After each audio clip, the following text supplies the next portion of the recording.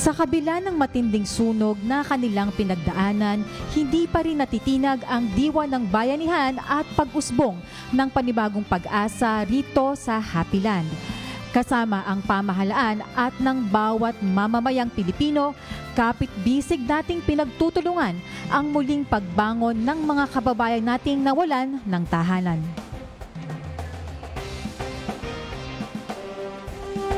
Ngayong araw, samahan natin si Pangulong Ferdinand R. Marcos Jr.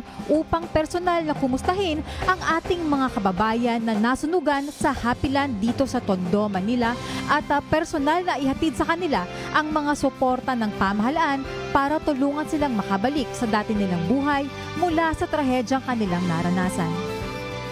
Magandang araw po sa lahat. Ako si Gab Baniked at ito ang live coverage ng pagbisita ng Pangulo rito sa dalawang evacuation center sa Tondo. Kami ay inyong napapanood sa Facebook pages at YouTube channels ng Radio Television Malacanang, Presidential Communications Office, Department of Social Welfare and Development at City of Manila. Dumating na po ang Pangulo sa Antonio J. Villegas High School sa may Jacinto Street, Barangay 101. Kasama po ng Pangulo si Department of Social Welfare and Development Secretary Rex Gatchalian, Manila City Mayor Francisco Isko Moreno Domagoso, nandyan din po si Vice Mayor Chi Atienza, First District Representative Manila First District Representative Ernix Jonicio, at Barangay 105 Chairwoman Elenita Reyes.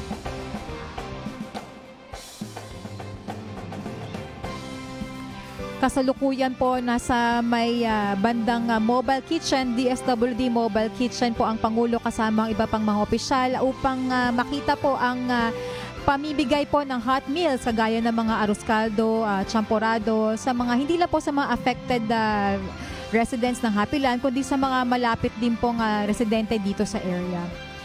At upang bigyan pa tayo ng mas malawak na impormasyon patungkol po dito sa nangyari sa Happy Land at mas lalo na sa mga tulong na maihahatid ng ating pamahalaan sa mga nasunugan nating kababayan, kasama ko po ngayon si Sir Angelo Gabriel Avila from the Manila Department of Social Welfare. Magandang araw po, Sir Angelo. Magandang araw din po, Ma'am Gab. Okay. Sir, eto po, do we have any information na po ba? Paano ba talaga nagsimula ang apoy sa Happy Land? Usually ang ating pong incident po na nangyari po noong bandang September 13, no?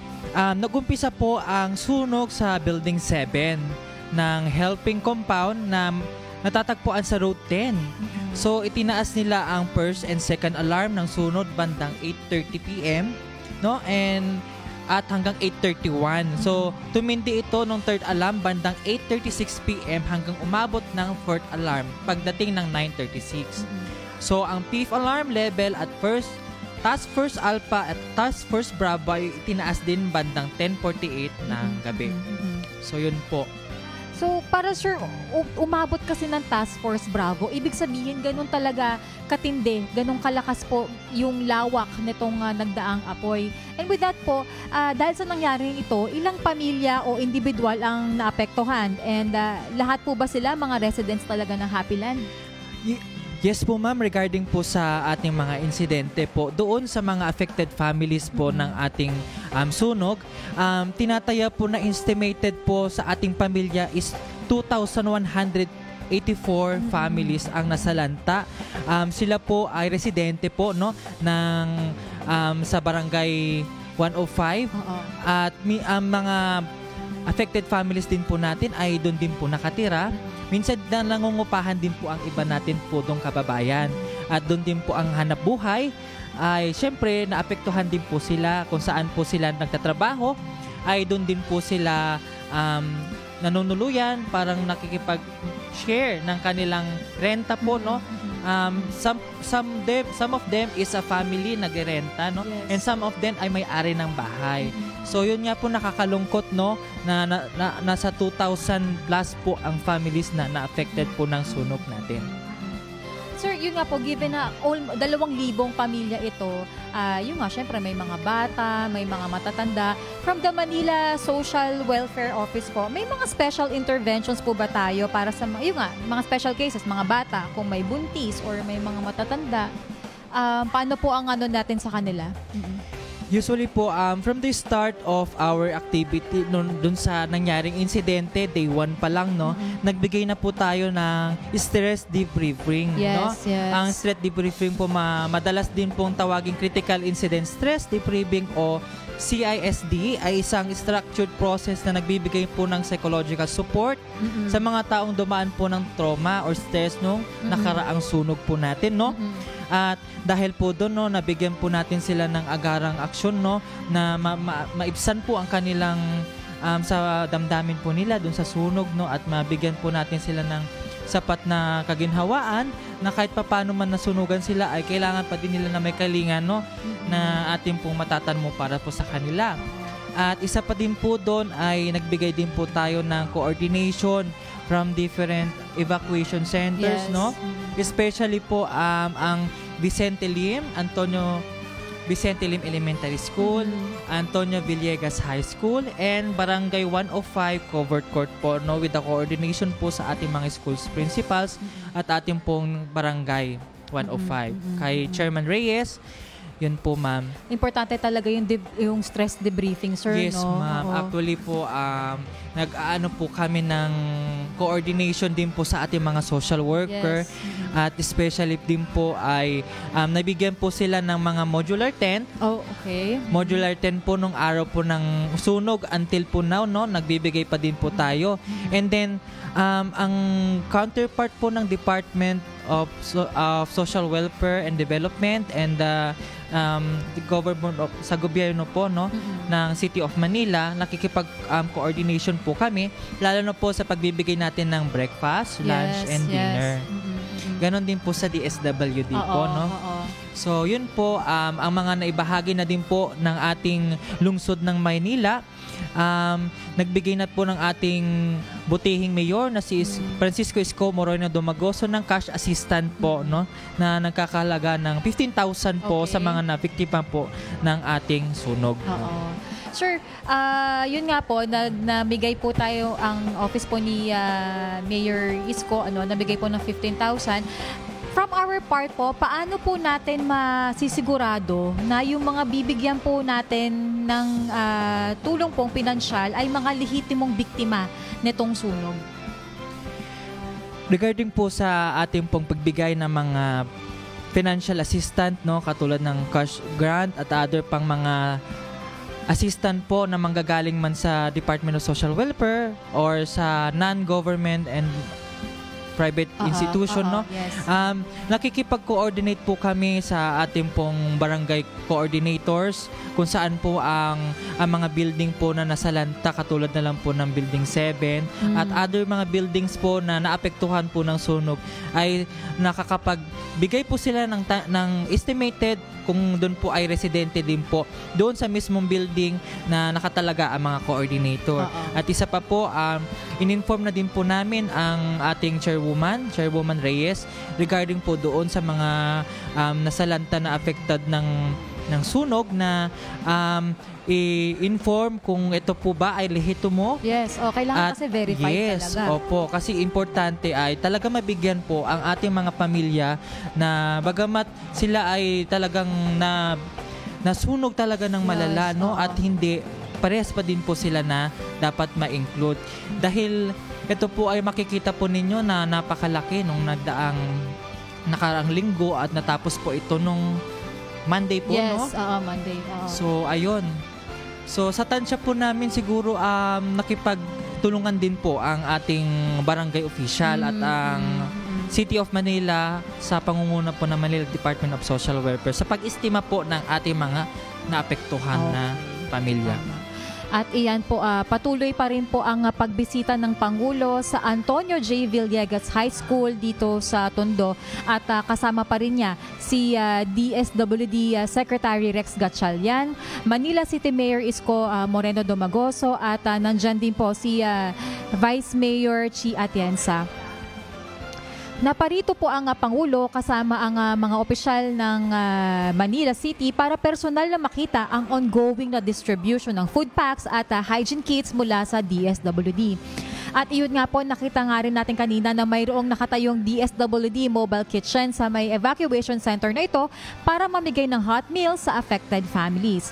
Ayon sa NCR office ng DSWD, ang hakbang na ito ay bahagi ng patuloy na disaster response operations ng ahensya at pakikiisa na rin sa kapakanan ng mga vulnerableng sektor.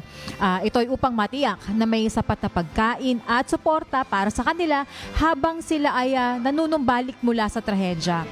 And of course, katuwang ng DSWD NCR ang lokal ng pamahalaan ng Maynila upang masigurong mabilis at maayos ang paghatid ng serbisyo. Lalo na sa mga pinaka-apektadong sektor tulad ng mga bata, yun nga napag-usapan namin ni Sir Angelo kanina, yung mga bata, mga matatanda at iba pang vulnerable groups. So ayun po, sir, dito po sa Antonio J. Villegas High School, Sir Angelo, ilan po ang mga pamilyang nakalikas dito at bakit dito po sila dinala? Usually po, ang Antonio Villegas High School ay isa sa mga natuturingan po nating evacuation site, lalo na po sa mga emergency cases. Isa din po sila sa mga nakasama sa mga site kung saan pag may mga ganitong disaster, lalo na sa baha, sunog, pinupuntahan po talaga ito. At ito pa ay isa na sa mga na-coordinate na schools po sa ating Manila. So, ayun po, tinataya po na aabot po sa 178 na family ang kasalukuyang nasa evacuation po ng Antonio Villegas High School, ma'am. And gaya po ng napag-usapan natin kanina, sir, no, tatlo po yung evacuation centers po dito, di ba? Yes po, ma'am. Yes, ma'am. So ano na po ngayon ang sitwasyon o lagay dyan sa Villegas High School? And ano na po ba yung mga assistance na naipamahagi natin sa kanila? Usually, ma'am, ang mga assistant po na nabigay po natin sa Antonio Villegas High School ay ang pagbibigay po sa kanila ng immediate meals, no? Katulad na lang ng hot meals, no? From Manila Department of Social Welfare, no? So, ang ating director na si Sir J. De La Puente ay puspusan po ang pagbibigay po ng kanyang essential meals po, no? Breakfast, lunch, dinner sa atin pong mga naapektuhan sa sunog po. Especially po, nabigyan din po sila ng mga modular tent, nabigyan na din po sila ng mga paunang lunas po, na katulad na lang po ng mga clothes and other foods na essential po para sa kanila. Ayun po. And with the help din po ng ating mga kasamahan po sa Manila Department of Social Welfare, no? Kaysa din po sa angkla po ang bawat distrito ng Social Welfare and Development po natin sa Manila.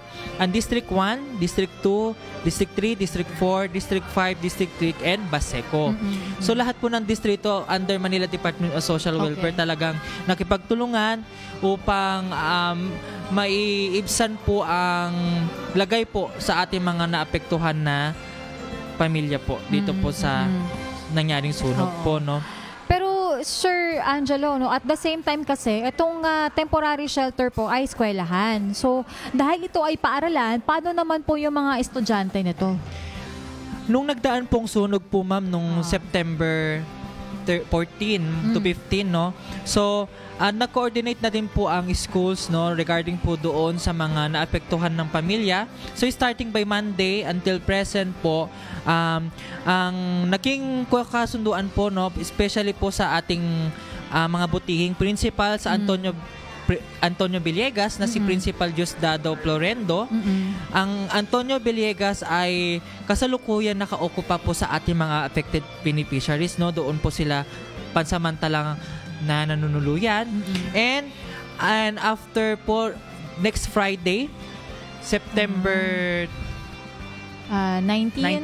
September 19, no, pwede na po silang makisilong po sa kanilang mga relatives, sa kanilang mga kasamahan po sa pamilya na mayroon pong mga matutuluyan, no? And regarding po doon, para mapagpatuloy po ang klase po ng ating mga bata. Dahil po nung September, nung Monday until until onwards po, online or synchronous po ang kanilang klase. Doon po sa Antonio Villegas at sa Vicente Lim. Oo. Kasi nga naman, sir, kung titignan natin, sir, medyo challenging po talaga na mapastay po sila dito ng matagal dahil yun nga yung sitwasyon na may mga batang maapektuhan. Yes may po, mga ma'am. estudyante Opo. tayong Tama po maapektuhan. And in situations like this, sir, ano po ba ang, like, yun nga po, kayo po sa office po ninyo, naka-handle na po tayo ng mga gatong fire situations din before. Paano po ba ang unang intervention na ginagawa ng pamahalaan mula po sa local government hanggang ma-involve ang national government? So, ito po ay dumadaan po tayo sa continuous process po, no? Step by step po tayo. So, ito po ay upon coordination pa din po natin, no? With the Manila Department of Social Welfare, with the barangay official ng nasasakop ng jurisdiction ng sunog on other disaster, no? Upon coordination, nababalidate po natin ang family, estimated families, kung ilan po yung nasunugan, kung ilan po yung family, individual.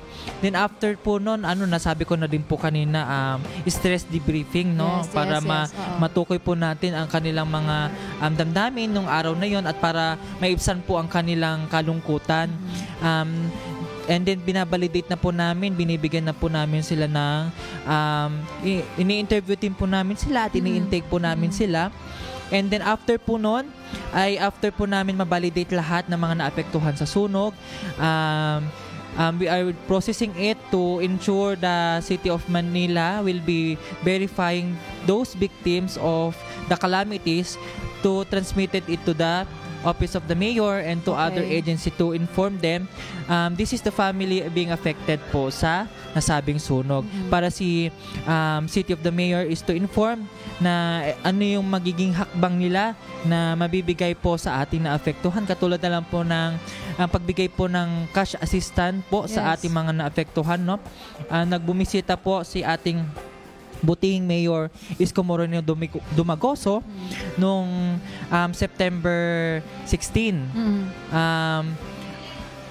Nagbigay din po sila ng 15,000 po na cash assistance po para maisan po ang kanilang tulong na mabigyan po sila ng matutuluyan po kung saan po sila pwedeng mag-stay at maibsan din po ang kanilang hirap doon sa natamo nila sa sunog po, ma'am. Sir Angelo, medyo medyo malaki sigurong manpower yung i-activate natin dito kasi sabihin mong 2,000 families to, ilang daang tao yung i-interviewin niyo po para ma-verify, 'di ba, yung sitwasyon. So ang dami yung social workers po talaga. Yes, ma'am. In fact po talaga nag-distribute na po kami ng scheduling po sa bawat distrito po, no.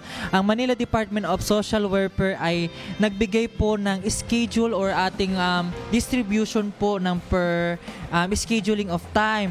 Pero na-maximize din po natin ang time. Dahil kasi sir, nagmamadali kayo kailangan magawa niyo siya within the day. Opo, dahil hindi lang din po ang District 1 ang nagtulong dito sa district, kundi lahat po ng district dito sa lungsod ng Maynila sa social welfare, no? Kung matatandaan niyo po, ang Manila Department of Social Welfare ay may mga social worker, no? Yes, so bawat social worker po ng different district po, from District 1 to District 6 and to Baseco Satellite. So lahat po yun nagtulong-tulong. Kasama din for po this nila. Case po, Yes. Kasama din po ang ating child development workers. Kasama din po ang disaster team sa pag-interview, sa pag-handle po ng libo po nating pamilya na apektuhan. Hindi lamang po ang departamento po namin sa social welfare, kasama din po namin ang iba't ibang ahensya ng department sa lungsod ng Maynila. Nandun din po ang Department of Public Service, City Engineering Office, at ang Manila Police District. So parang ang nangyari, interagency na rin talaga. Opo. Kasi hindi talaga kakayanin ng office nyo lang alone. Tama po. So ayun po ay with coordination naman po ng hindi lamang po isang departamento kundi buong departamento, interagency po ng lungsod ng Maynila. At ang kapakanan po ng ating mga mamamayan ay iniisip din po ng ating butihing mayor na si Yorme, no? Para maibsan po ang kanilang nararamdaman ang kanilang kahirapan sa sunog na nangyari, ay minabuti po na makipag-coordinate at makipagtulungan ang bawat departamento sa lungsod ng Maynila. Oo. At ayan po ay kasalukuyan pa rin pong nasa Antonio J. Villegas High School ang Pangulo upang personal na matignan ang kalagayan ng mga kababayan nating nandoon. Kanina, Sir Angelo, galing tayo dyan, may mga nakausap tayong ilang mga nabiktima netong sunog sa Happyland. At ayun nga po, iba-ibang kwento talaga. Merong iba sa kanila na dyan na lang tumanda sa Happyland. Mayroon din namang mga galing probinsya na dyan palang magsisimula sana ng buhay kasamang pamilya, pero nangyari itong trahedya. Pero at the end of the day, yun nga, sabi nila, tuloy lang ang laban para sa kanilang mga pamilya. Pero ito, Sir Angelo, meron ding ilan po. Ay, may natanong tayo si tatay kanina. 71 years old na po siya. Pero ang sabi po ni tatay, kahit daw po may ilang beses na siyang nakaranas ng sunog dyan sa may Happyland, ayaw pa rin daw niyang umalis. Kasi nga, sabi niya, ito na raw talaga, dito na siya tumanda, yung kabuhayan niya na nandito na. So, from our end po sa City of Manila, paano po tayo nag-intervene pagka ganito? Ano pong ginagawa natin kapag may mga sitwasyon pong ganito, sir? Usually po si tatay na na-interview po natin kanina, regarding po dun sa kanyang sentiment po sa area na yun, no ma'am? So nakikita po talaga natin na nasa kanya pong karanasan, no, as bilang doon na po siya tumanda, no, si tatay. Doon na din po kasi siya lumaki. So ang karamihan po sa atin po dito sa Happyland, no, doon na po talaga sila tumanda. So nakakaakibat po doon sa kanilang pagtanda ay yung band nila doon sa area. So para may sentimental attachment. Yes po. Kasi kung tutuusin po, alam nyo naman po din ang buhay ng ating mga taga-Tondo. Pinaglalaban din po nila ang kanilang mga kabuhayan, ang kanilang mga hanap buhay. Isa na din doon ang kanilang tirahan. No? Pinaglalaban po nila yan. Pero dahil po doon sa nasabi po nyo na hindi po umaalis dahil ayaw po nila. Nasunog, no?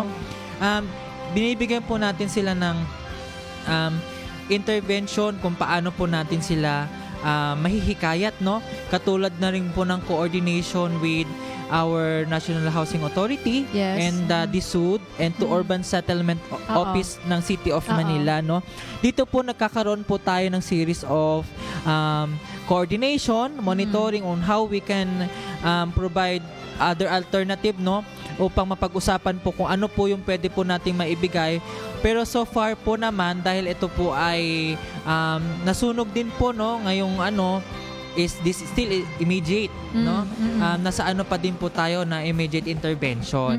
After po no na pag meron po tayong family na hindi din umaalis dahil may sentimental sila, doon na po tayo magtatap ng mga organization, ng mga different department, not only to local and but also to national level po. Oo. Kasi sir, yun nga, halimbawa, gusto pa rin nilang bumalik, pero dahil nasunog na, completely all out, wala talagang natira, wala naman din talaga sila ibang mapupuntahan. So, possible din po ba na halimbawa, although lagi natin silang, kumbaga, on our part po, talagang hihikayatin talaga natin, di ba? So, halimbawa, may iba sa kanila, doon na lang po kayo muna tumira sa mga kamag-anak nyo, ganun po ba ang may mga... Yes, ma'am. Usually, karamihan din po sa Tondo, no, or sa Happyland specifically, may mga relative din po sila from different barangays, no? So, kung makikita po natin, no, minsan po doon po sila nag-i-stay para po na mabigyan po sila ng pansamantalang tirahan doon po sa mga kamag-anak nila, sa relative nila. Pero at the same time po, pag wala po talagang kamag-anak or relative, tayo po nagbibigay ng intervention for kung ano pong temporary shelter, kung pwede po saan po sila pansamantala na sa temporary shelter. And after po na may mga probinsya sila, yun po yung time na i-coordinate na po natin with the Department of Social Welfare and Development or DSWD through pag-abot program. Dahil may mga probinsya po sila na doon sila nag-i-stay. Pero meron din naman po ng mga non-Manilans na dito po nag-i-stay, no? Na dito na po lumaki, dito po residente, dito po botante, pero nawalan na po ng tirahan. Ay bibigyan po muna natin pansamantalang temporary shelter po, no? meron din po kami sa Manila Department of Social Welfare. Doon yung shelter. Yes. Oo, Sa RAC is temporary shelter po dahil wala po talaga matitirahan. Is we will also tap the informal settlers focal person po natin dito, no, on how to address this at the same time, no, for validation na din po kung meron pa po ba silang nearest relative here in Manila or in the provinces, pwede po natin itong coordinate. Convince sa kanila. Yes, convince, ma'am. Kasi actually, mahirap yun, ma'am, no? Yung kapag doon na sila ulit mag-i-stay doon sa... Yun nga eh. Kasi, kumbaga, yung iba talaga, ito na yung naging buhay kasi nila, di ba? Dito na talaga sila tumanda. So, medyo malaking pagbabago rin talaga, ano, sir? So, yes, pag once po ba na lumipat na sila, say for example, may kamag-anak sila dito within Manila, lumipat na sila, continuous pa rin po ba yung intervention natin sa kanila? Or... Yes, ma'am. Usually, ang mga kliyente po natin na naapektuhan or hindi man maapektuhan ay meron po tayong programs and services po na natatanggap sa different district po sa ating Manila, no? Ang Social Welfare and Development Office ay nagbibigay po ng mga agarang tulong, whether it is immediate or long-term intervention, ma'am. Yes, oo. Meron po tayo na mga basic na crisis intervention unit sa ating City of Manila. Doon po tayo nagbibigay sa kanila ng mga assistance like educational assistance, financial assistance, medical assistance, burial assistance, and other assistance po na nakapaloob po doon po sa area po natin within Manila, no? Kasi hati-hati po per district. So, if for example si Happyland, no, from 105, meron po siyang assistant for financial, pwede po nating ilapit yun from district office natin. Kung ano yung pinakamalapit na district na malilipatan nila, tama po ba? Yes po. At meron din po tayong mga public hospitals within Manila, no? At yun po, naibsan naman din po ang kanilang kahirapan sa buhay para masolusonan din kung ano man ang pangangailangan ng ating mga pamilya. And ito po, Sir Angelo, no, hindi po pwedeng hindi natin ito mapag-uusapan kasi itong lugar nga na nasunog sa Barangay 105 ng Tondo ay yung nga kilalang Happyland. Diba? Parang ang ironic lang kasi parang sa pelikula, Happyland, pero ganito yung nangyari. Bakit po ba Happyland nang ipinangalan dito?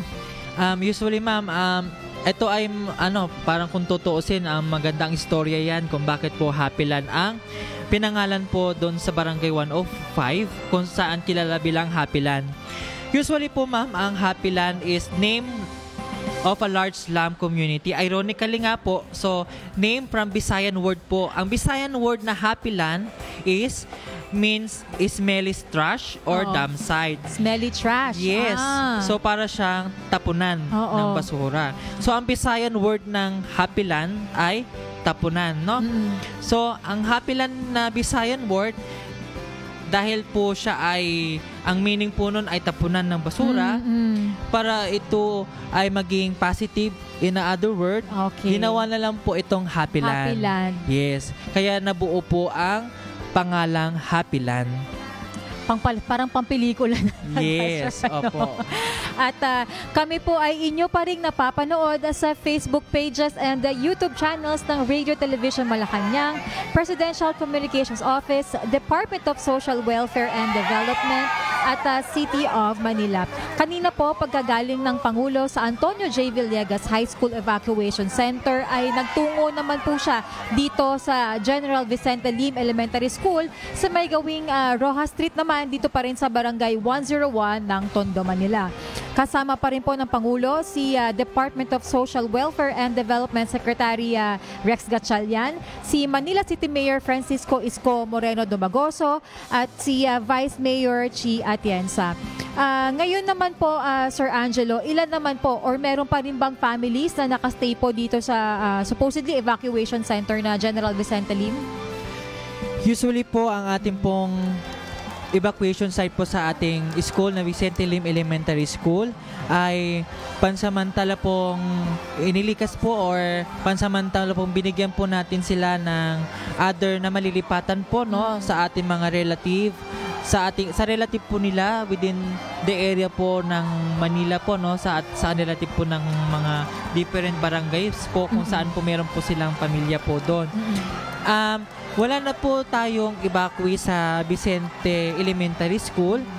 Started September 17, no?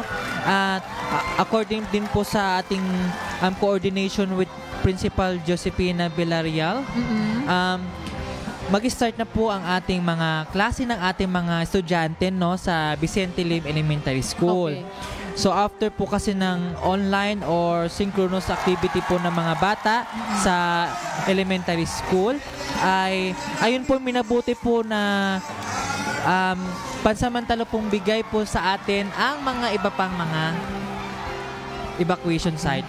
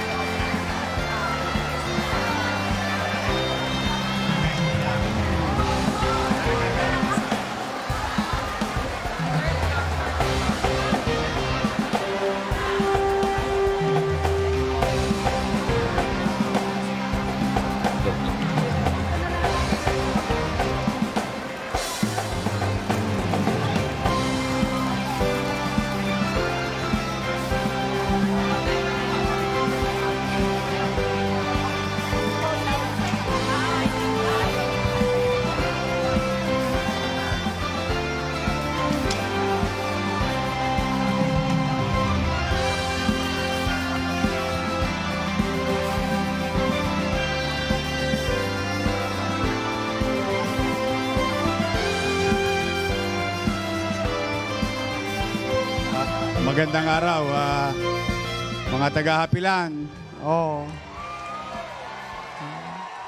Napaka-espesyal lang araw ninyo. Alam ko, mahirap yung pinagdadaanan natin. Pero natutuwa naman ako dahil sa laki-laki ng Pilipinas, so dami ng mga pagsubok natin sa buhay. Pwede ba isang mainit na palakpakan at pagsalubong sa ating Pangulo ng bansa, President Ferdinand Marcos Jr. Marami pong salamat, Jorme. At nandito lang po kami dahil alam na balitaan namin na yun na nga nagkaroon ng malaking sunog. Maraming nadala sa evacuation center kagaya po ninyo. Kaya kinausap ko kagad si Gatchalian ng DSWD para makapagbigay kaagad nito mga relief good at saka yung cash assistance para naman kayo kasi ginagawa po namin yan dahil syempre lahat kailangan ng pagkain, lahat kailangan ng gamot, lahat kailangan ng pagsisilungan. Ngunit hindi lahat ng pamilya pareho ang pangangailangan. Meron yung may bata, may sanggol, meron yung mga matanda. Kaya iba-iba, kaya nagbibigay po kami ng cash para meron kayong gagamitin para sa sarili niyong pangangailangan para sa pamilya ninyo. Kaya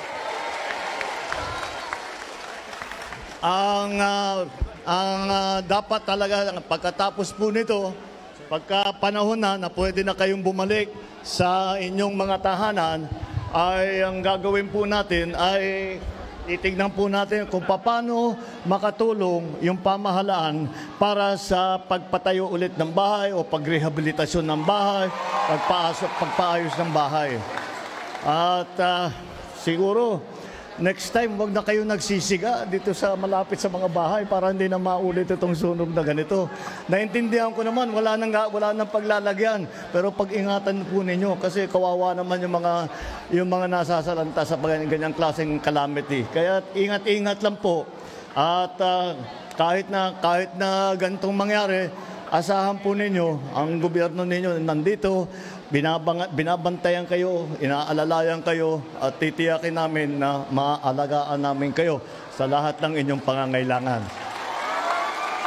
Lagi pong ganyan, pagka meron kaming evacuation center na linagay, meron po tayong, siyempre meron itong mga relief good, meron itong mga cash, pero ang nangyayari din ay pati medical team, meron po dyan medical team, kasi lagi namin inaalala, kapag ganyan, mga evacuation center, kapag napakasikip, isa lang dyan magkasipon, wala pang isang araw, nagkalat na, lalo na yung mga maliliit. Kaya nandyan po ang ating mga nurse, mga doktor, para tignan lang, matiyak lang na nasa maganda kayong kalagayan. Kaya po, sige lang po, konting tsaga lang po, pero gagawin po namin ang lahat para makabalik na kayo sa normal na ninyong buhay. Kaya sige po, patuloy na. Natigil tuloy yung pagbigay ng pera. Teka, titigil ko na yung speech ko para matuloy yung pagbigay ng assistance. Sige po, maraming salamat po. Alam nyo,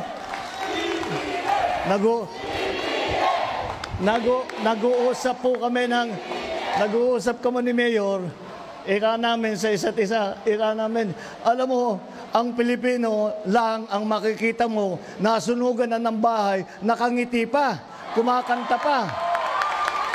Ang galing talaga ng Pinoy. Ibang klase talaga ang tibay, tapang ng Pilipino. Pagpatuloy niyo po yan, nandito po kami sa likod ninyo. Maraming salamat po.